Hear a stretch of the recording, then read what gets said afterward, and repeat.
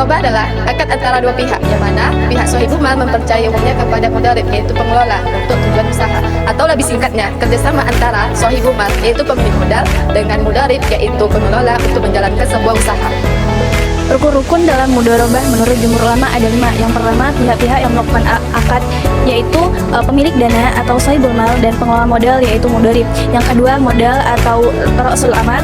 Yang ketiga adalah keuntungan atau ar-ribah. Yang keempat adalah usaha yang dijalankan atau al-amal. Yang kelima adalah pernyataan ijab qabul atau surat akad. Syarat dalam akad mudharabah itu ada 4. Syarat yang pertama, dua orang yang melakukan akad ini harus mukallaf atau memiliki kemampuan untuk dibebani atas sebuah hukum. Syarat yang kedua, ra'sul mal atau modal dalam akad mudharabah ini harus memenuhi beberapa ketentuan. Ketentuan yang pertama, modal harus dalam bentuk alat tukar. Kemudian ketentuan yang kedua, modal juga harus dalam bentuk tunai. Dan ketentuan yang terakhir, modal harus dapat diserahkan dari sahibul mal kepada mudharib. Syarat yang ketiga, persetujuan antara kedua belah pihak, karena ini merupakan konsekuensi dari prinsip antarodin minkum atau suka sama suka. Dan syarat yang terakhir yaitu keuntungannya harus jelas dan besarnya harus sesuai dengan yang sudah disepakati.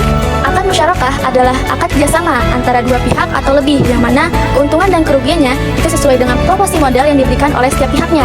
Contohnya seperti kerjasama bisnis antar perusahaan dan kerjasama lainnya.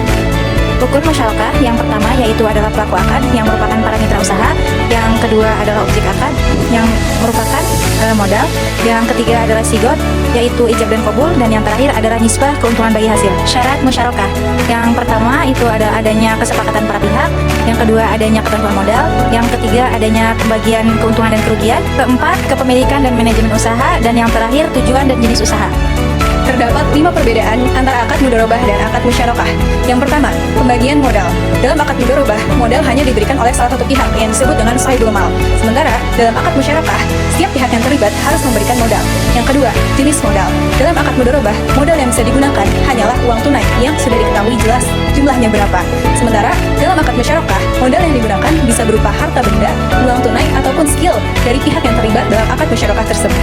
Ketiga, pengelolaan usaha. Dalam akad mudharabah, usaha sepenuhnya dikelola oleh mudharib. Sementara dalam akad musyarakah, setiap pihak yang terlibat boleh jika ingin turut serta berkontribusi dalam pengelolaan usaha.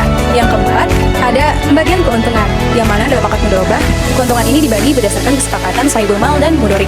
Sementara dalam akad musyarakah, keuntungan dibagi berdasarkan proporsi modal yang diberikan. Yang terakhir, pembagian kerugian. Dalam akad mudharabah, kerugian sepenuhnya ditanggung oleh sahibul mal, yang mana jika kerugian tersebut tidak disebabkan oleh kelalaian mudharib.